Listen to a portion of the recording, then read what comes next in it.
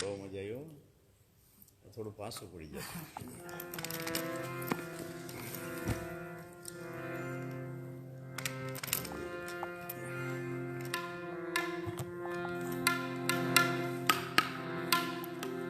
આજ રોજ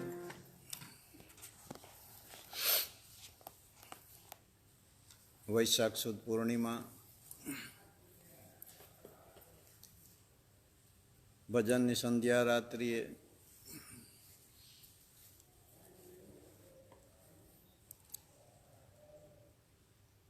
અમે અમારી રીતે, તમે તમારી રીતે ગુરુ પૂર્ણિમા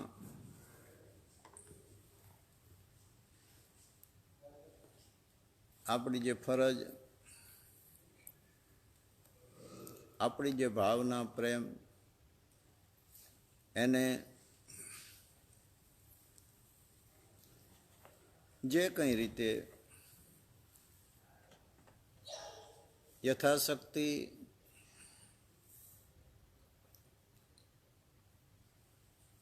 અબીલ, ગુલાલ, કંકુ, પુષ્પ જેની પાસે જે ઉપલબ્ધ હોય એ રીતે પોતપોતાના ઘેર સંત શ્રી સવા ભગતની જગ્યા રામદેવ પીર મંદિર પીપળી ધામ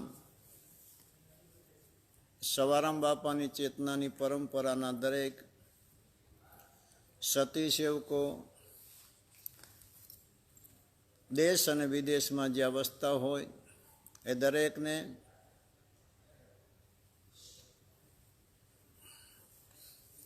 મારા હૃદયથી ખૂબ ખૂબ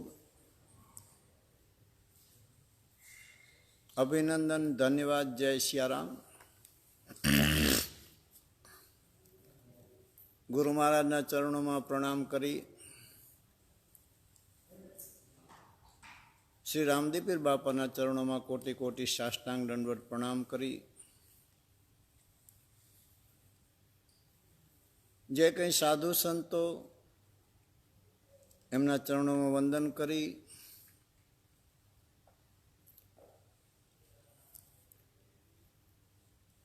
અહીંયા જે હાલ ઉપસ્થિત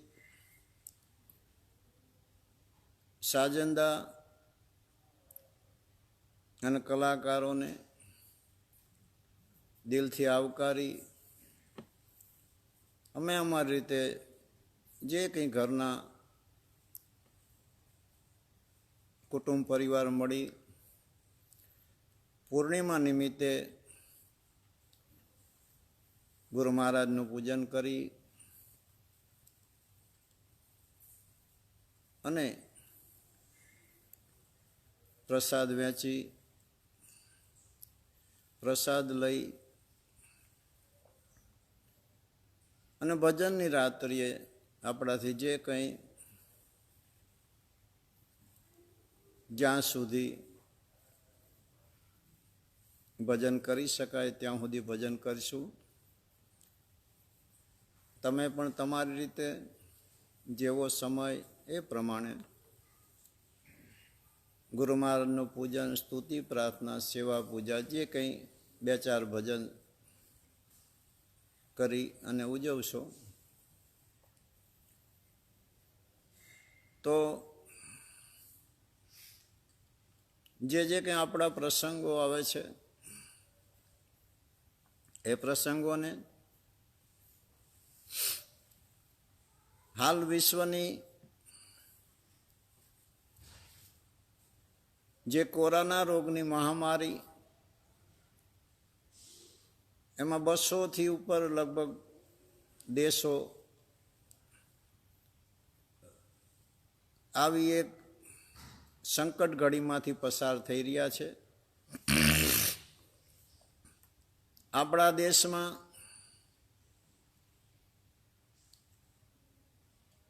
અનેક દેશો કરતાં હાલ અત્યારે એકદમ પરિસ્થિતિ કાબૂમાં છે. તો સરકારશ્રીના આદેશ મુજબ ઘરમાં રહી નિયમોનું પાલન કરી શાંતિથી સમયનો અહેસાસ પણ કરવો જરૂરી છે. ખબર નહીં પરમાત્માની શું ઈચ્છા છે. આગળ આગળ કંઈ કહેવું બરાબર નહીં, પણ જેવો જેવો સમય આવે એને આપણે આપણી સમજણથી આપણી જે કંઈ અવસ્થાને જાળવીએ તો ગુરુ મહારાજની કૃપા કહેવાય, આપણે સંસ્કારી કહેવાય. નહીંતર સમય સમયનું કામ કરે છે, ભાવે કે કભાવે દરેકને પાલન કરવું પડે છે. તો આપ પાલન કરો છો, એને આજે 40-45 દિવસ થઈ ગયા છે. પણ મહાપુરુષોના ઘરમાં એમના મુખાકમળમાંથી અનુભવ લઈને જે એવા શીતલ શબ્દ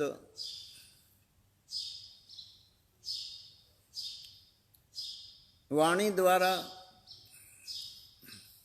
આપણને સાંભળવા મળે છે, જે ઘટની જેવી જેવી જોગવાઈ હોય છે એવો એવો એ ઘટમાં એ શબ્દનો પ્રકાશ પડે છે. શબ્દ એક છે, ધારા અનેક છે. શબ્દ એક છે, ઘટ અનેક છે, પટ અનેક છે. એક જ શબ્દનો પરિભાવ દરેકના ઘટમાં સમાન નથી પડતો. સમજદાર વિવેકી હોય, મહાન પુરુષોના શરણાગત હોય, ગુરવા પુરુષોના શરણાગત હોય, કોઈ સાધુ સંતના ચરણે જતા હોય એમને એના ચરણે જઈ શરણાગતિ સ્વીકારી હોય, શરણાગત થયા હોય, એ પુરુષે આપણને સ્વીકાર્યા હોય, અથવા તો આપણે એમના શબ્દોને ધારણ કર્યા હોય, તો એ જીવનું અવશ્ય ભલું થવાની શક્યતા છે. જ્યાં સુધી ઘટ ભીતર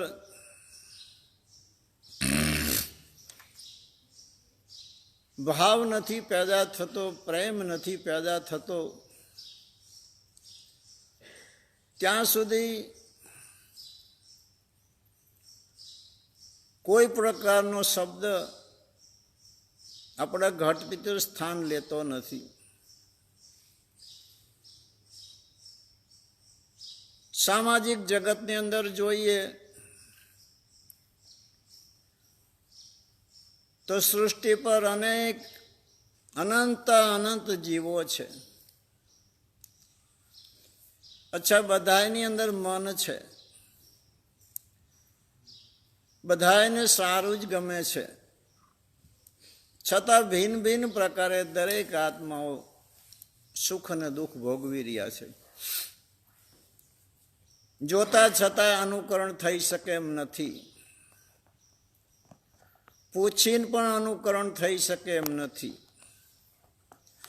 અરે કોઈ આવીને બતાવે તો પણ એનો અમલ થઈ શકે એમ નથી, કારણ કે એ ઘટ અને પટનો પરિભાવ છે. અને જો આ સૃષ્ટિમાં એવું હોત તો બધા જોઈ શકે છે, બધા સાંભળી બી શકે છે, અને યોગ્ય અનુભવી પાસે જઈ અને માર્ગદર્શન પણ મેળવી શકે છે. છતાંય એકબીજાના જેવો થઈ નથી શકતો. તો એ ભાગ્યની રેખા ક્યાંથી આવી? આગળથી પૂર્વજન્મમાંથી જે ભાગ્યની રેખા મળી એની અંદર શું એ તો આપણે જાણતા નથી. પણ ધનઘડી ધનભાગ કે એ ભાગ્ય રેખામાં મહાપુરુષોએ એવું કીધું છે કે અનેક જન્મની શુભ કરણી જો સામેલ હોય તો એ જીવમાં આપોઆપ, એ ઘટમાં આપોઆપ એવો એક સંકલ્પ ઊભો થાય છે કે લાવો કોઈ સાધુ સંત, કોઈ મહાપુરુષો, ગુરવા પુરુષોના ચરણે જઈએ, ક્યાંક સત્સંગમાં જઈએ, ભજનમાં જઈએ, કથામાં જઈએ, કંઈક ના કંઈક શુભ કર્મ, સત્કર્મ કરવાની જે ભાવના જાગે છે એ પણ બળભાગી છે, કારણ કે એ પણ એમને એમ જાગતી નથી. એ એક આપણા જન્મની કક્ષા છે. જન્મની એટલે મનુષ્ય જન્મની નહીં, માનવનો તો સૃષ્ટિ પર તૂટો જ નથી. પણ માનવ એને કહેવાય કે માનવ જો ધર્મ જાણતો હોય, બળદેવદાસ બાપુએ કીધું કે માનવ ધર્મને જાણવા મળ્યો, માનવ અવતાર કરેલો કરાર ચૂકી ગયો, અંધા ખાય ગો માર. માનવ ધર્મને જ્યારે જાણતો થાય ત્યારે આપણને એમ થાય કે નહીં, ધનગડી ધનભાગ એના અવતારને, એના જન્મને, એના મનુષ્ય જન્મને. નહીતર જે પ્રારબ્ધની રેખા છે એના આધારે જે કંઈ નિર્માણ થઈ ગયું છે એ તો દરેકને ભોગવવાનું છે. પરંતુ આવી કોઈ રેખા ન હોય તો એ આત્માની દિશા સત્કર્મ તરફ, શુદ્ધ કર્મ તરફ, પરમાર્થી કર્મ તરફ, સેવા કર્મ તરફ, ભજન તરફ નથી થતી. આપ સૌ ભાગ્યશાળી છો કે કોઈના કોઈ મહાપુરુષ આપણને મળ્યા છે, આપને મળ્યા છે. કંઈક એમાંથી સાર ગ્રહણ કરી યથાશક્તિ, બધાએ હરખું ઉપાડી શકતા નથી. ભાવના તો દુનિયામાં બધાને થાય છે. કલ્પનાની સૃષ્ટિ તો ગમે એટલી સર્જન કરવી તો કરી શકાય છે. પ્રેમ પણ જાગે છે, એવી પણ ઈચ્છા થાય લાવો કરીએ, પણ પોતાની અધિકારપણા વિના, એ પ્રકારની ગતિ વિના, એ પ્રકારના ગર્ભ સંસ્કાર વિના માણસ જીવનમાં પરિવર્તનમાં જોઈન્ટ નથી થઈ શકતો. શિખામણ દેવામાં માણસ બહુ ડાયો છે, લેવામાં એને તકલીફ પડે છે. શું કામ? કે દેવી કલ્પનાની સૃષ્ટિ છે અને લેવી એ પ્રેક્ટિકલ દુનિયા છે, એને સિસ્ટમમાં જીવવું પડે છે. તો એ પ્રકારની ગતિ ન હોય તો એ જીવી શકતા નથી, કરી પણ શકતા નથી. અને વાણી છે તો મહાપુરુષે કીધું મિશ્રી ખાંડ છે, મીઠી છે. રેણી તાતા લો, ગરમ લોઢ હોય એવી રેણી છે. કંઈ પણ કરવું હોય, વાત કરવી બહુ સહેલી છે, વહીવટ કરવો, આખી સિસ્ટમ ઊભી કરવી અને આપણે ને આપણી બાજુમાં જે હોય એને સિસ્ટમમાં લાવવા, આ ઘણા જન્મના પુણ્ય હોય ત્યારે આ બધું થાય છે. વાતોથી કંઈ થતું નથી. કલ્પનાની સૃષ્ટિ અને ભાવની સૃષ્ટિ બહુ જુદી છે. અને જો એવી રીતે બધું થઈ જતું હોય તો આ મૃત્યુલોકમાં દુઃખ કોને ગમે છે? કોઈને નથી ગમતું. સંકટ કોને ગમે છે? આવરણ કોને ગમે છે? બધાએ પીછો છોડાવવા માગે છે. જન્મ મરણથી પીછો છોડાવવા માગે છે, બંધનથી પીછો છોડાવવા માગે છે. થાકેલા છે, છતાંય પણ કંઈક એવા ગુપ્ત અને ભેદી તાર છે જેને નિર્માણ કહેવાય છે, ભાગ્ય નિર્માણ. એથી કોઈ મનુષ્ય છટકી નથી શકતો. માટે ભોગવે એ તો ભાગ્ય છે, પણ વર્તમાનમાં રેઢે રેઢું કોઈ શાસ્ત્રમાંથી મહાપુરુષના વચનને પકડીને આપાપનથી કોઈ કરવા માગે કંઈ તો એ કરી શકતા નથી. દુનિયામાં ખરેખર તમારે પૈસો ખર્ચવો છે ને કંઈક બનાવવું છે તો તમારે અનુભવીને જ બોલાવવો પડશે ને અનુભવીના દ્વારા જ કાર્ય કરવું પડશે ને એમાંય પાછો અનુભવ કેટલો છે? 2% છે, 5%, 25%, 50%, 75%, 100% કે કેટલા વર્ષનો અનુભવ છે એ પણ મહત્વનું છે. અને એ બધું મહેનત કરવા છતાં પણ કંઈક ભેદી કર્મ એવું પણ છે કે ઘણી બધી મહેનત કરવા છતાંય મહેનત નિષ્ફળ જતી હોય છે. માટે મહાપુરુષોની કૃપાની જરૂર છે, પરમાત્માની કૃપાની જરૂર છે, દેવની કૃપાની જરૂર છે, સંતની કૃપાની જરૂર છે, સાધુની કૃપાની જરૂર છે. શા માટે? કે જ્યાં સુધી કોઈ દોરનાર ન હોય તો ખુદને તો કોઈ ખબર નથી. ઉજળ જંગલ હોય, કોઈ રસ્તો ન હોય, અને ત્યાં કોઈ માણસ ઉતરી આવે, એમ આ એક દુનિયાની અંદર આગળ ક્યાં હતા એ ભૂલાવી દીધું, અને હાલ અહીંયા આવતા રહ્યા છીએ. આગળ ક્યાં જવાનું છે એની ખબર નથી, અને એમને એમ જો કોઈ ગંગાનો પ્રવાહ હોય પ્રવાહની અંદર વહેતા જઈએ છીએ. દિશા બી ખબર નથી, શું કરવા આવ્યા છે એ ખબર નથી, શું કરી રહ્યા છે એ ખબર નથી, શું કરી રહ્યા છે એનું પરિણામ ભવિષ્યમાં શું આવશે એ પણ મનુષ્યને ખબર નથી. માટે મહાપુરુષોની કૃપા મતલબ એ કોઈ દોરનાર પુરુષ હોય, કોઈ અનુભવી પુરુષ હોય, માલમી પુરુષ હોય, જેને રસ્તો જોયો હોય, જેને ઘર જોયું હોય, જેને પોતાનું વતન જોયું હોય, પોતાના વતનમાં જવાની સહેજ શુદ્ધબુદ્ધ પોતાને હોય, એવા પુરુષોના શરણાગતથી જ જીવન, સત્કર્મથી, શુભ કર્મથી મનુષ્ય જીવન ઉત્તમ બને છે. કોઈ જ્ઞાતિમાં જન્મ લેવાથી માણસ મહાન નથી થઈ જતો. મહાન થવા માટે શુભ કર્મ એ જ એની આગેવાની કરે છે. માટે જીવનને સંવારવું, ભીતર જે ગળમથલવાળા જે વિચારો છે, જે વિચારોની આપણે કોઈ જરૂર નથી. દુનિયાના અનંત વિચારો આપણી પાસે છે, આપણને કોઈએ જવાબદારી સોંપી નથી. કાલ શું થવાની એની જવાબદારી પણ આપણને કોઈ સોંપી નથી દુનિયાની જવાબદારી આપણને સોંપી. આપણે ખુદ આપણા જીવનની જવાબદારી માથે ઉપાડી છે, અને એના વિચારોને આપણે થોલ નથી કરી શકતા. અને એના એ ઉણપવાળા વિચાર જ્યારે અંદર ઉદ્ભવે છે ત્યારે આપોઆપ કાયાનગરીમાં ડર પેદા થાય છે, બીક લાગે છે. જાણતા નથી છતાં પણ, સામે કંઈ છે પણ નહીં છતાં અંદરથી જે ઉપજે છે એનું શું કારણ છે?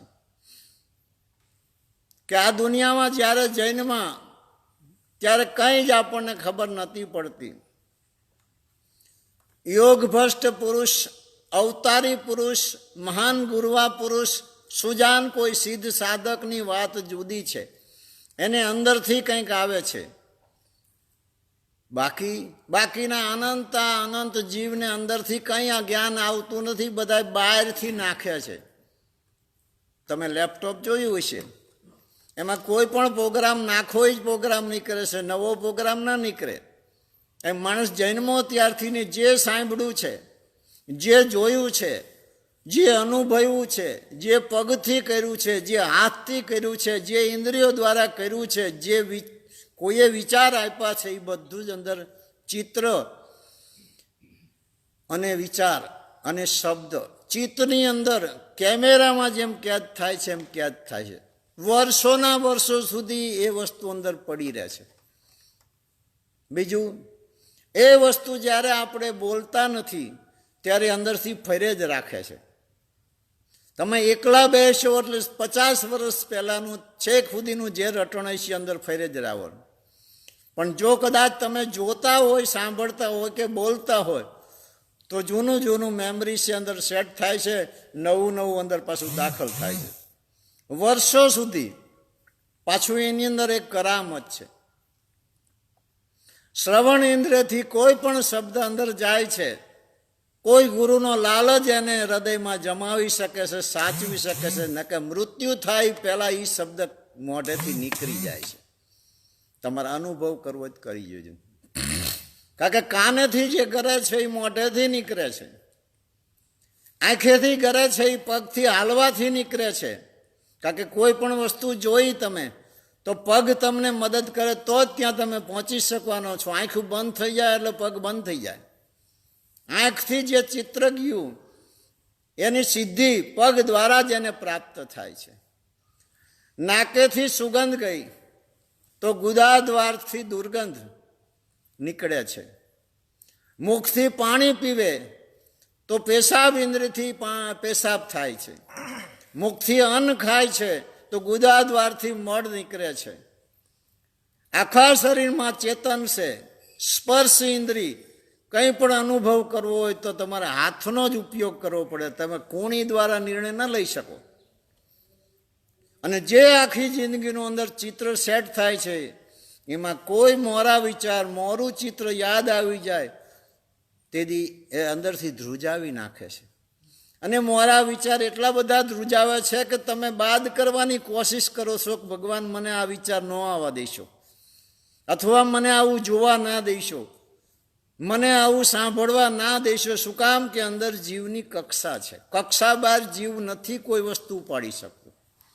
તો ભીતર જે માલ પડ્યો છે એમાં પહેલાથી ધ્યાન નથી રાખ્યું. મહાપુરુષો એમ કે છે કે આ કાયા નગરી છે, એમાં એક રાજા છે, એની નીચે જેમ પ્રધાન હોય, સિપાહીઓ હોય, સૈન્ય હોય, એવી આ એક નગરી છે. એમાંથી માલ બહાર પણ જાય છે અને પાછો માલનો આયાત પણ થાય છે, નિકાસ પણ થાય છે, વેપાર પણ થાય છે. આપણે જાગ્રત રહી ધ્યાન રાખવું પડે. કાયા નગરીમાં એવો બિનજરૂરી માલ તો અંદર સેટ નથી થતો ને. અચ્છા, કિંમતી કોઈ અમૂલ્ય માલ બહાર તો નથી જતો રહેતો ને. બસ આ જ જીવનની મહાનતા છે, બીજું શું છે?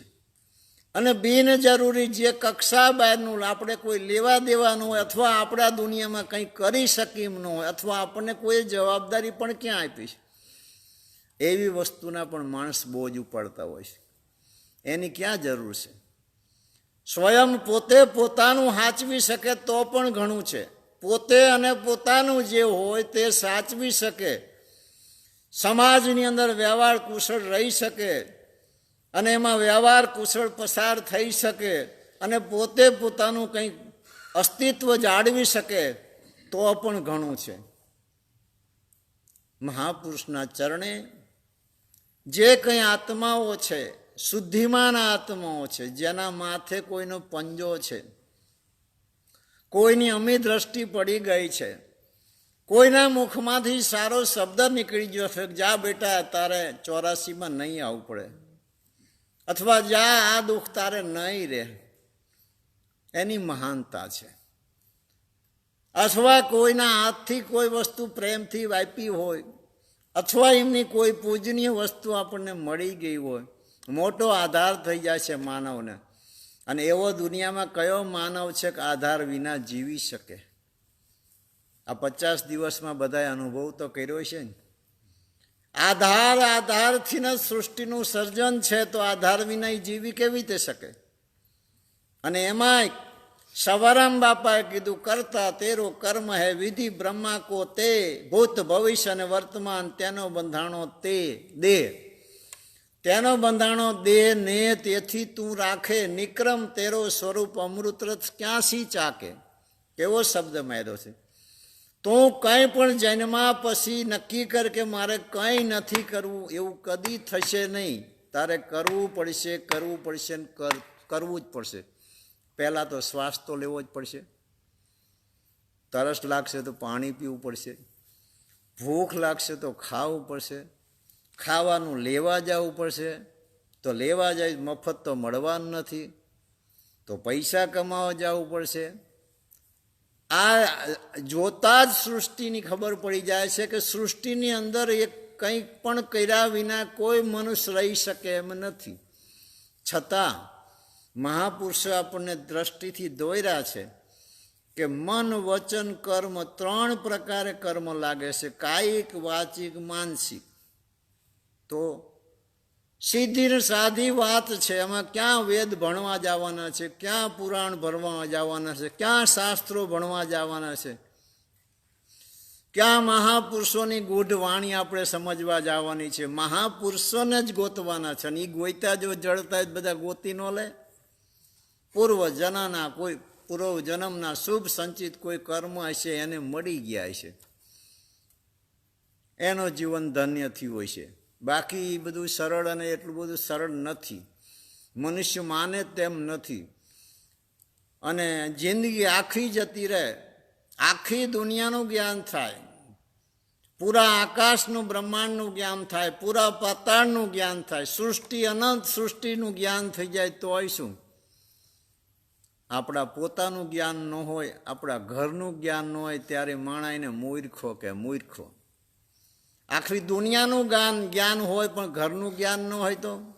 ઘર મતલબ આપણા કાયાનગરનું જ્ઞાન ન હોય. આપણે જે આ વાતું કરી છીએ તો આ બોલતો પુરુષ કોણ બોલે છે, આ કોણ આંખેથી જોવે છે, સાંભળે છે કોણ, આ સ્પર્શ કોણ કરે છે, સૂંઘે છે કોણ, ખાય છે પીવે છે કોણ, અને આખી દુનિયામાં 3.5 મણની કાયા લઈ હો વર્ષ સુધી સૃષ્ટિ પર ફેર કરે છે, એનું રક્ષણ કોણ કરે છે?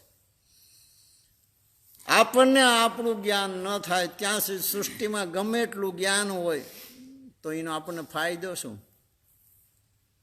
આર્થિક થોડો ઘણો ફાયદો થાય, આર્થિક જીવન પસાર કરવા માટેનો. બાકી આખરમાં તો મૂંઝવણ જ થાય. તો મહાપુરુષના ચરણા જેને છે, સેવા છે, દિલથી ભાવથી જેને પરમાત્માને, દેવને, ગુરુને, સંતને માન્યા છે, દિલથી માન્યા છે, કોઈને દેખાડવા નહીં. અને પરમાત્માએ ભાગ્યમાં જે કંઈ દીધું છે પોતાને જોઈએ એટલું રાખીને થોડું થોડું કંઈ પણ ઈશ્વર લેખે, ગુરુ લેખે, સંત લેખે જેને પરમાર્થ કર્યો છે એની તો બલિહારી છે. એ તો બહુ બળભાગી છે. એ વિચાર એમને એમ નથી આવતા. વાત કરવી સહેલી છે અને લૂંટાવવું એ દુર્લભ છે. આપણા અનેક મહાપુરુષે વાણીમાં કીધું છે, કોને કોને લૂંટાયું તમે ઇતિહાસ જોઈ લો. કોના માટે લૂંટાયું? વિશ્વરૂપ પરમાત્માનું સ્વરૂપ માની પરમાત્માએ પોતાના ભાગ્ય મુજબ જે આપ્યું છે એમાં જો એટલું રાખી અને વધારાનું એને પરમાત્માના ચરણે ધરી દીધું. તો ધરવા માટે જગ્યા તો ગોતવી પડશે ને. તો જગ્યા તો કઈ છે? મહાપુરુષો કહે છે કે જે કંઈ મહાપુરુષો છે એમના જે શરીર છે, પરમાત્મા તુલ્ય જે વિભૂતિઓ છે એ ખુદ પરમાત્મા છે એવા ભાવથી તમે તમારા એ ભાવથી તમે ન્યોછાવર કરો તો પરમાત્મા સ્વીકાર છે. સામે વ્યક્તિને જોશો નહીં. ગુણ, કર્મ અને સ્વભાવ તો દરેકની અંદર હોય છે. એને જ્યાં સુધી બાદ ન કરો ત્યાં સુધી આત્માની પાસે કોઈ પહોંચી શક્યા નથી. સવારામ બાપાએ કંઈ જોયું નહોતું કે સામે કેવા સાધુ આવ્યા છે, કેવા સેવક છે. બળદેવદાસ બાપુએ કોઈ જોયું નથી કે સામે કેવો ગુણવાન છે કે અધિકારી છે. સમર્થ મહાપુરુષો જોતા જ નથી. ગમે તેવો હોય ને હારાને શું સુધારવાનું હોય? જેટલા મહાપુરુષો સૃષ્ટિ પર જ્યાં મહાન જેને સમર્થ કહેવાય એના તમે દાખલા જોજો. એને પહેલો રાહ જ આપણને પરમાર્થનો શીખડાયો. એના ઉપરથી આપણને થોડીક પ્રેરણા મળે, આપણને મતલબ જેને મહાપુરુષના ચરણે ગયા છે, કંઈક કરવું છે એવી ભાવના જેને છે એની વાત છે.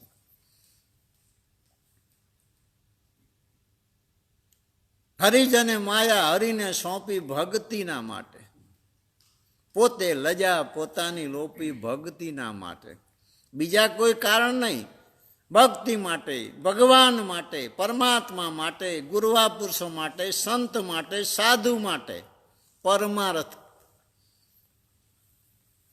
પાપ એક બાલ બરાબર કોઈને દુઃખ આપો મન, વચન, કર્મથી, ત્યાંથી આત્મઘાત સુધી એને પાપ જ કહેવાય છે. આજ તમે કંઈ કરો છો, ભવિષ્ય તમને પ્રાપ્ત થાય એ સંકલ્પથી તમે કરો છો એને પુણ્ય કહેવાય છે. તમારું નથી અને જેનું છે એને તમે ધરો છો એને પરમાર્થ કહેવાય છે. જેમાં કોઈ પણ પ્રકારની પોતાની આશા એના વળતરની નથી હોતી. એવા પરમાર્થી પુરુષોએ ઘણા બધા આત્માઓને આ ભાવ બંધનના ચક્કરમાંથી, બંધનોમાંથી છોડાવ્યા છે.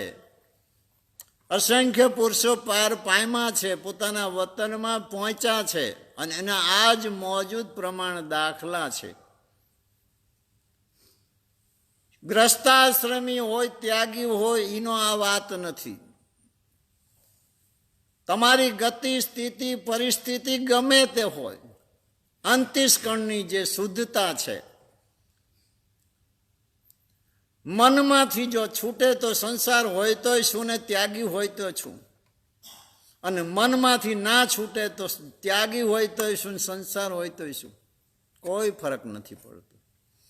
વાત તો અંદર સમજવાની છે ને બહાર કંઈ હમું કરવાની વાત તો છે ને. તો આપણા મહાપુરુષો કહે છે કે માયા ક્યાં સુધી, ટૂંકો હિસાબ બતાવ્યો બળદેવદાસ બાપુએ. મન છે ત્યાં સુધી માયા છે, કાયા છે ત્યાં સુધી માયા છે. ત્યાં સુધી કહો તોય ભલે, મન કહો ત્યાં સુધી કહો તોય. મન મટીને જો બ્રહ્મ બની જાય, બ્રહ્મ સ્વરૂપી હતા, મન મીટી કે બ્રહ્મ બન્યો સો નર, પ્રીતિ કે વેર મુખે ન ગાવે.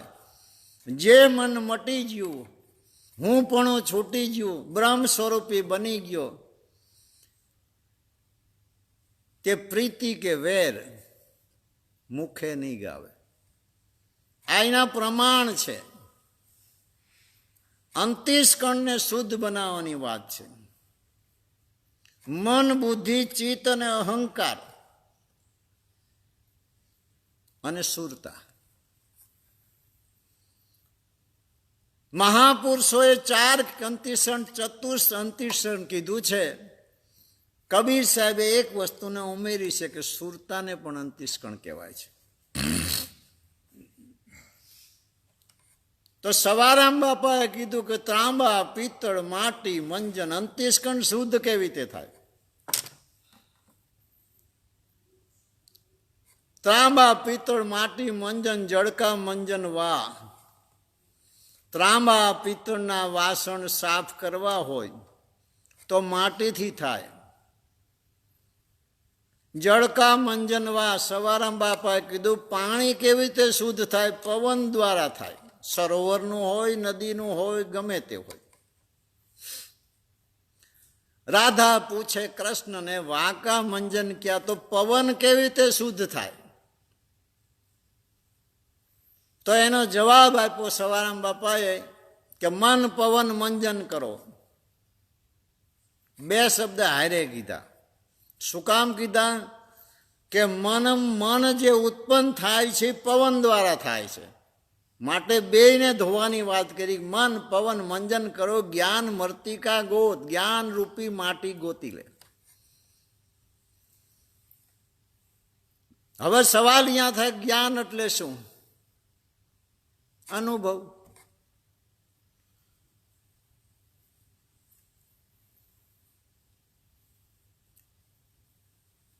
અનુભવ એટલે શું? સ્થિતિની અનુભૂતિ. મન, પવન, મંજન કરો, જ્ઞાન મર્તિકા ગોત. અખંડ સમરણ કરો આપમાં. જ્ઞાન રૂપી માટીથી મન શુદ્ધ થાય છે. મહાપુરુષોના અનુભવ રૂપી જ્ઞાનથી આ મન જે સતમાર્ગે લઈ જવું છે, પોતાના ઘર બાજુ વાળવું છે, બહિર્મુખથી અટકાવવું છે, અંતર્મુખ કરવું છે, એ થાય છે. મન, પવન, મંજન કરો. પવન છે જે શ્વાસોશ્વાસમાં, એને પણ શુદ્ધ કરો. કેવી રીતે થાય? અખંડ સમરણ કરો આપમાં. અખંડ સમરણ પોતાની અંદર કરો, તેથી ઉજ્જવળ હોત. મેલ બધો ઉજ્જવળ મતલબ મેલ બધો ધોઈ જાય છે અને અંતઃકરણ શુદ્ધ થઈ જાય છે. એક પણ શ્વાસ ગુરુ નામ વિના, ગુરુ ભજન વિના ખાલી ન જવો જોઈએ. ગુરુ સ્મરણ વિના, પરમાત્માના ભજન વિના, પરમાત્માના સ્મરણ વિના ખાલી ન જવો જોઈએ. સત્કર્મ વિના ખાલી ન જવો જોઈએ. શુભ કર્મ વિના એક પણ શ્વાસ ખાલી ન. આપણા મહાપુરુષે એક શ્વાસની કિંમત 3 લોકના બરાબર મૂકી છે. 3 લોકની સંપત્તિ કોઈ આપે તો એક ગયેલો શ્વાસ પાછો નથી આવતો. એક શ્વાસની આટલી કિંમત છે. માણસ ફાવે એમ વ્યવહાર તો પછી બધા મહાપુરુષો જોખવાનું શું કામ કે એક શબ્દ બોલો, પહેલા એને ઘટ ભીતર તોલો. આ શબ્દ ક્યાં બોલાય, બોલાય કે ન બોલાય, આ બોલવાથી કોના હૃદયમાં કઈ અસર થશે?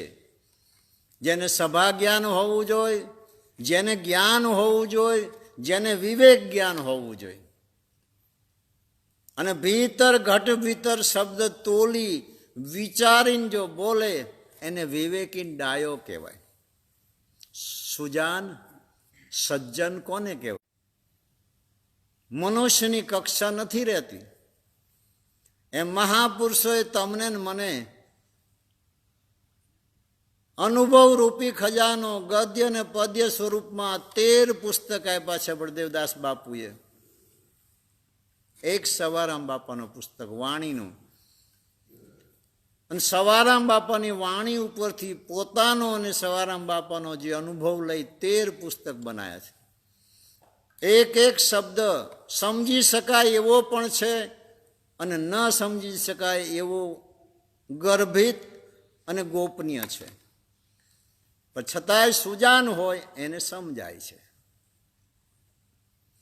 કંઈક ના કંઈક દોલત કોઈ બાપ મૂકતો જાય, ચાહે સંપત્તિ હોય તો ભલે ખેતર હોય, મેળી મોલાત હોય, દર દાગીના હોય, હીરા ઝવેરાત હોય, અથવા વ્યવહાર સંબંધ જાડો કરીને જાય તો બી વાંયલી પેઢીને કામ આવે છે. એ તો બધાને ખબર પડે છે ને. આપણે આંબા વાવીને આપણે કેરી ખાવી છે એવા માણસોનું તો આ દુનિયામાં શું? સારું કરે જાઓ, ભવિષ્ય સારું જ થાય છે. આ સત્ય સનાતન છે. અને ભોગવવાની ભાવના છોડી દો, કારણ કે પૂર્વજન્મમાં કોઈએ કરી હોય તો મળી જાય છે, ન કર્યું તો નવેસર મહેનત કરવી પડે છે. બાપા મિલકત ના મૂકતા જ્યાં તો છોકરો નવેસર મહેનત કરે છે, છતાંય ભાગ્યમાં હોય તો.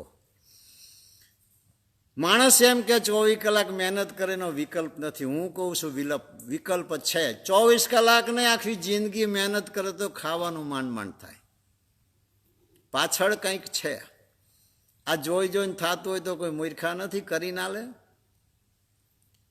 પણ આપણી જે આ દુનિયામાં આવ્યા પછી આપણી જે વ્યવસ્થા છે એ વ્યવસ્થાની અંદર જ આપણી પાસે ટાઈમ નથી. છતાંય મહાપુરુષોની કૃપા છે કે આપણે ટાઈમ કાઢીએ છીએ ભજન માટે, સત્સંગ માટે, પરમાર્થ માટે, સેવા માટે. મહાપુરુષોના પુસ્તકે વાંચીએ છીએ, ગમે તે મહાપુરુષના પુસ્તકોને માનીએ છીએ, દરેક સાધુ સંતને માનીએ છીએ. આ ભાવ ક્યાંથી આવ્યો? આ ગુરુઘરમાંથી આવ્યો છે. ગુરુઘર વિશાળ છે. સદગુરુ ઘણા નથી, ગુરુ ઘણા છે. શાસ્ત્ર મુજબ 7 ગુરુ છે, પણ 7ની અનંત ગુરુ છે. કોઈ રસ્તો બતાવે તોય ગુરુ, કોઈ ધંધો શીખડાવે તોય ગુરુ, ધંધો કરાવી દેતોય ગુરુ, કોઈ બાવડું ચાલીને રોડ ટપાડી દેતોય ગુરુ. ગુરુ ચાં તૂટો છે, પણ સદગુરુ ઘણા નથી હોતા. સત્યની જેને સતપદની પ્રાપ્તિ થઈ હોય, સતપદને જેને અનુભવ્યું હોય, જેને પ્રાપ્ત કર્યું હોય, જેને જાણ્યું હોય, જેને માન્યું હોય, જેને સ્થિર કર્યું હોય, જેને એની અનુભૂતિ કરી હોય, જેને એની કરામત સમજાણી હોય, જેને એની સત્તા સમજાણી હોય, એવા સમર્થ પુરુષોના તમે શિષ્યો છો. પણ બધા હરખું ઉપાડી શકતા નથી. એ કમી આપણી છે. જેમ મેં પહેલા કીધું કે શબ્દ બધાના ઘટમાં સરખો પ્રકાશિત નથો. શબ્દની તાકાત તો સરખી જ છે, ઘટ અને પટ પ્રમાણે પ્રકાશ થાય છે. પણ ભાગ્યે જોગે તમે પૂરો જન્મના ભાગ્યશાળી હશો કે ભાવે કોઈના વસીલે પણ મહાપુરુષોના ચરણે આવી ગયા છો. કંઈક ના કંઈક જીવનમાં આત્મસંતોષ તો થયો છે કે આપણે કંઈક કરીએ છીએ. આપણને કોઈ પુરુષ મળ્યા છે. બીજું આ દુનિયામાં અમરપટો લઈને કોણ આવ્યું છે? કોઈ રહ્યા નથી, કોઈ રહેવાના પણ નથી. ગમે એટલા પ્રયત્નો કરો તોય, તનને હાચવો તોય, ઘરને હાચવો તોય, મિલકતને હાચવો તોય આપણાથી કાયમી કંઈ હચવાય એવું છે નહીં. માટે કબીર સાહેબે કીધું, છોડો આશા અપને તન કી, નિર્ભય હોય ગુણ ગાય, કહે કબીર સુનો સાધુ સહેજે મેલે ગુરુ આઈ, ગુરુ સે લગન કઠિન મેરે ભાઈ. એસી બાત. નાતો થઈ જાય પછી એ પ્રમાણે શીખવાની પણ જરૂર નથી. સાચા પુરુષ મળી જાય, અને સાચા પુરુષ ભલે ના હોય, આપણી ભાવના જો સાચી હોય તો ઘટોઘટ ગુરુ પણ છે, પરમાત્મા પણ છે. બળદેવદાસ બાપાએ કીધું, ગુરુ તેરા ઘટમાં રહ્યા છુપાય તુને હજુ સમજ ના આવી. એ જ ઘટમાં ગુરુ છે, એ જ પુરુષ સામે છે. એ ભાવનાથી જ્યારે પૂજા યાચના થાય છે ત્યારે ગુરુ માની લે છે. કોઈ સાધુ સંતને તમે સેવો છો, આંગણે જમાણો છો, ભેટ પૂજા આપો છો, પરમાત્મા તુલ્ય સમજીને તમે સેવો છો. બીજી ભાવના કરશો તો તમને પરિણામ નહીં મળે. સામે ગમે તે ગુણ કર્મ સ્વભાવ હોય તો એ તો એને ભોગવવાના છે ને. તમારે તમારું કર્મ ભોગવવાનું છે. કે આંગણે આવ્યો, એક ગ્લાસ પાણી પી દો, આસન આપી દો, જમવું હોય તો જમાડી દો. કદાચ એવું મોડી રાત થઈ ગયું, આરામ કરતો પથારી કરી દો. સવારે જાય, સવા રૂપિયા ભેટ પૂજા દઈ દો, આપણી ફરજ પૂરી થઈ જાય. પણ આપણો ભાવના શું છે એ મહત્વની વસ્તુ છે. સાંજે સામે સામે કોઈ જોવા જશે કે આ બાપુ કેવા છે, જ્ઞાની હશે, અનુભવી હશે, કેવા હશે, એમના કર્મ સારા હશે, એમને બધું આવડતું હશે, મારે જે જોઈ અહીંયા હશે. આ કલ્પના ખોટી છે. કોઈ પણ દુનિયાના માણા પાસે એનું કોઈ મશીન નથી કે કોઈ પણ બાપુને અડાડીને જોઈ લે કે બાપુ બરાબર છે કે નથી બરાબર. લાંબા કાળના એકબીજાના અનુભવથી જ વિશ્વાસના ઘરમાં અવાય છે. પણ હું તો એથી આગળ વાત કરું છું. એ નહીં, તમારે જે કરવું છે એ તમારા ગુરુના નિમિત્ત માનીને કરી દો. તમારા ઈષ્ટદેવના નિમિત્ત, તમે શક્તિને પૂજતા એના નિમિત્ત કરી દો. સામે વ્યક્તિને ના જોશો. કારણ કે તમારી જે ભાવના છે, તમે જેના નિમિત્ત આપો છો, જે ભાવનાથી આપો છો, એ સામે સ્વીકારી લેશે. આ સત્ય છે. પછી પૃથ્થકરણ તો ઘણા બધા થાય. જ્ઞાનની ભૂમિકા માટે તો અજ્ઞાનીએ જ આ બધું લાંબુ કર્યું છે. કારણ કે અજ્ઞાનીનો પ્રશ્ન જાગ્યા છે ત્યારે મહાપુરુષોને જવાબ દેવા પડ્યા છે. એમાંથી આ બધી લાંબી ઘણા પાનાની કથાઓ થઈ જાય. કથા તો ટૂંકી છે. આ આપણું કાયાનગર, એમાં આપણે અત્યારે છીએ. સવાલ એક જ છે, આવ્યા ક્યાંથી? હવે આમાં નાક 2 મિનિટ બંધ રાખી જો, પોતાના હાથથી પકડી રાખો, અને પછી હંસ કઈ બાજુ જાય છે એની કલ્પના કરો. ખબર નથી. આ કાયાનગરી છે, એ બધી જ સંપત્તિ આપણી છે, બધા સૈનિકે આપણા છે. સિર્ફ આમાંથી એવું કોઈ કર્મ ન થઈ જાય જે આપણે ભોગવવું પડે. આંખથી, કાનથી, નાકથી, મોઢાથી, પગથી, આટલું જ શાસ્ત્ર છે. 4 વેદ હોય, 6 શાસ્ત્ર, 52 ઉપનિષદ, વાણી, સાખી, સુરતી, સમર્તિ, જે કંઈ તમે દુનિયામાં ગણતા આથી મોટી કોઈ કથા છે જ નહીં. આ શરીર આપણું, એની અંદર આપણે સી જોવું, આંખથી શું જોવું, હરખું જોયું તો શું થાય છે, ને આડુંવરું જોયું તો શું થાય છે, તો બધાને ખબર પડે છે ને. કાનેથી કોઈ એવો ન સંભળાયો શબ્દ આવે તો આખું કાયા નગરી ધ્રુજવા માંડે છે ને, પગે પાણી ઉતરી જાય છે. એમ સારા શબ્દો આવે તો કેવો આનંદ આવે છે. આ સમજવા જેવું છે. નાકથી શું સૂંઘવું, સહી શું ના સૂંઘવું, ના સૂંઘવાની વસ્તુ શું કે તરત અંદર પીડા થાય છે. મોઢામાં ખાવું પીવું શું નાખવું, નહીંતર ભવિષ્ય એમાંથી શું થાય છે. પગથી શું કરવું, હાથથી શું કરવું, જગતમાં નજર કરી તો ખબર પડે. કાનૂન છે, બધું છે આ સૃષ્ટિ પર. મૃત્યુલોક જ છે. આટલી જ કથા છે. આ શરીરમાં આપણે છીએ. આપણી દરેક ઇન્દ્રિયો ને દરેક જે કર્મ ઇન્દ્રિય, જ્ઞાન ઇન્દ્રિય, જે કહો તે કંઈ લાંબુ ચોડું કર્યા વિના જીવી ત્યાં સુધીમાં આ સાધનનો કોઈ ગેરઉપયોગ ન થઈ જાય, ઉપયોગ થાય, આટલું જ જ્ઞાન છે. આમાંથી અનંત જ્ઞાન થયા છે. બસ મહાપુરુષે આપણને એ શીખડાયું છે, જે કંઈ સમરણ સાધન માળા આપી છે એ કરે જાઓ, ગુરુ મંત્ર આપ્યો છે એનું સમરણ કરે જાઓ, અને જે કંઈ સત શબ્દો છે, સાચા પુરુષોના અનુભવયુક્ત શબ્દો છે, એ રેઢા નહીં પકડતા, મહાપુરુષને પૂછી જાણીને પકડીને હાલજો, તો જીવનમાં કોઈ દિવસ વાંધો નહીં આવે. વાંધો નહીં આવે એ શું? જે આ સૃષ્ટિમાં જેટલા સત્તાધીશ હતા એ આજ નથી, જેની પાસે સંપત્તિ હતી એ આજ નથી, જેને કાયાકલ્પો કર્યા હતા, આખી દુનિયાનું વૈદિક શાસ્ત્ર જાણતા હતા એ આજ નથી. કારણ આત્મસંતોષ થવો જોઈએ, આત્મતૃપ્ત થવો જોઈએ.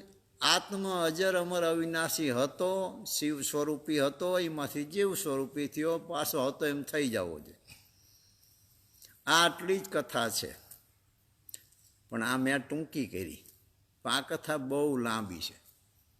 પૃથ્વી, આકાશ અને પાતાળ એથી લાંબી કથા છે, પણ જીવને સમજવા માટે આપણા મહાપુરુષોએ વેદમાંથી, જેમ પુરાણોથી શાસ્ત્રોમાં, શાસ્ત્રો ઉપનિષદ હોય અને એમાંથી મહાપુરુષોએ વાણીમાંથી સાખી એકદમ ટૂંકું કરતા ગયા કે આટલું આમ કરો આમ થઈ જ જાય. તો આપણા મહાપુરુષોએ ટૂંકું બતાવ્યું છે. એ ઉપર પૂર્ણિમા નિમિત્ત અત્યારે જે કંઈ ટાઈમ મળ્યો, તમે દરેક સતી સેવકો દેશ વિદેશ જ્યાં વસતા હોય એ બધા તમે સાંભળી રહ્યા છો. એ ઈચ્છાથી કહેવામાં આવ્યું. મને તો ખ્યાલ નથી કે બોલવાનો હતો, અમે તો ભજન જ કરવાના હતા. તો મોબાઈલ સામે આવી ગયો તો હાલો મેં કીધું 2 ઘડી બધાને આનંદ કરીએ. અને બધાને, તમારા બધાને દર્શન તો મને નહીં થાય, પણ મારા તો તમને થાય છે જ. એટલે બધા શાંતિથી, આનંદથી ઘરે રહી નિયમોનું પાલન કરી, જડાય અકળાણા વિના. હવે તો સરકારે બધી છૂટ કરી દીધી. તમારા જૂના વતનના ગામડે જવું હોય તો બસ મૂકી દીધી. દુનિયાના કોઈ પણ દેશથી હિન્દુસ્તાન આવવું હોય તો સરકારશ્રીએ વિમાને મૂકી દીધા ને જહાજે મૂકી દીધા. અને દરેક રાજ્યમાંથી આ જે કંઈ પ્રવાસમાં આવ્યા હતા અને મજૂરો આવ્યા હલવાણા હતા, એમને ટ્રેનો દ્વારા રોજ 2-4 ટ્રેન જાય છે ને બધા પોતાના વતનમાં જાય છે. એટલે આમ જોતાં એવું લાગે છે કે આગે પડતા તો બહુ મહેનત પડશે અને બહુ વાર પણ લાગશે. પણ ભવિષ્યને આપણે ભાંખવું નથી. બળદેવદાસ બાપાની એક નાની ક્લિપ કોક સેવકે મૂકી છે, સાંભળી લેજો. થોડો અંદાજ આવી જશે. વિશેષ જરાય ઉકળાટ કર્યા વિના, અકળાણા વિના, મોજથી, મસ્ત ફકીરીથી, આજથી જ દુનિયામાં નથી માની લો ને, પછી શું માથાકૂટ, જે થનાવરી થાય. એવું મનને સમજાવો બસ કે પરમાત્મા ગુરુ મહારાજ જેમ રાખે એમ રહેવું. અને હરદમ પ્રાર્થના પણ કરવી કે આ જેટલું આ બધું કોરોના મહામારી હાલે છે એ આપણા કોઈ નજીક ન આવે, બસ એવી પ્રાર્થના કરવી. કારણ કે ગુરુનો વસેલો હશે એ બચશે, પરમાત્માનો કોઈ દેવનો વસીલો હશે, કોઈ સંતની કૃપા હશે તો જ બચશે. આ નિશ્ચય માનજો. બાકી તો કરમ તો ઢાંક્યા છે, કોને કેવા કર્યા છે એ કોઈ એકબીજા જાણતા નથી. પરમાત્મા એક જ અંતર્યામી છે, સદગુરુ એક જ અંતર્યામી છે, એ જાણે છે. એમને જે ઇન્સાફ દેવો હોય છે, જેને દેવો હોય છે ભોગવશે. વર્તમાનમાં પોતે પોતાની ફરજ બજાવી એવું બધાએ મહાપુરુષે માન્યું છે, એવું આપણે બી માનીએ છીએ. તમે માનો છો ને હું માનું છું. માન લો ના માની તો નીકળો બહાર, તો ઘર બહાર નહીં નીકળવા દે. એના કરતાં આક્રમણ રાખ્યા વિના શાંતિથી આનંદથી પસાર કરો સમય. બસ ભજન કરો, ભક્તિ કરો, સારા વિચારો કરો. ચેવો મોકો આવ્યો સ્પેશિયલ, તો આવો સમય આપણે કાઢીએ ન હોય કે 4-5 મહિના આપણે મોજથી ઘરે બેવી, બને નહીં. સ્પેશિયલ સમય આપ્યો છે, માણી લેવાનો. વિશેષ કંઈ નહીં કહેતા સદગુરુ શ્રી બળદેવદાસ મહારાજ, બ્રહ્મનિષ્ઠ સદગુરુ શ્રી સવારામ બાપાના ચરણોમાં કોટી કોટી પ્રણામ. અમારા ઈષ્ટદેવ શ્રી રામદેવ પીર બાપાના ચરણોમાં કોટી કોટી સાષ્ટાંગ દંડવત પ્રણામ. આપ સૌ દરેકને મારા હૃદયથી ખૂબ ખૂબ અભિનંદન, ધન્યવાદ. જય સિયારામ. મારા અંતરની શુભ આશીષ. આપ સદાના માટે સુખી રહો, ખુશી રહો.